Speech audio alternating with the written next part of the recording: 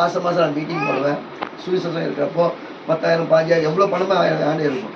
இப்போ முழு விலைக்கு வந்துட்டு சொல்லிட்டு வியாபாரத்துக்கு வந்துட்டேன். என்னால் காசு இல்லை, சர்ச்சை கட்ட முடியல, ஜபம் பண்ணிக்கணும். எனக்கு இந்த 2 வருஷத்தை ஆண்டவர் எனக்கு அப்படியே வச்சிருந்த தேவன் இன்னைக்கு ஜபத்தில் 45 வீட்டுக்கு வீடு வரல, என் பேர் தான் ஃபஸ்ட்டு வந்துச்சு.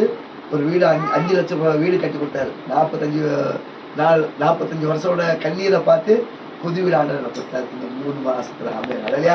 அடுத்தது எவ்வளோ இது முன்ன நீங்க பார்த்துருந்தா இந்த இடம் அவ்வளோ கழிஞ்சிருக்கும், அவ்வளோ புத்தெல்லாம் இருந்துச்சு. அதெல்லாம் ஒடிச்சு கிளீன் பண்ணி சர்ச்சுக்கு ஒரு இடம் கிளீன் பண்ணி ஆண்டவர் கொடுத்துருக்கிறாரு.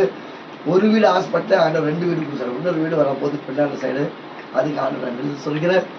இந்த மேரி அம்மாவுக்கு பார்த்தாலும் என் தங்கச்சி பேர் மேரி தான்.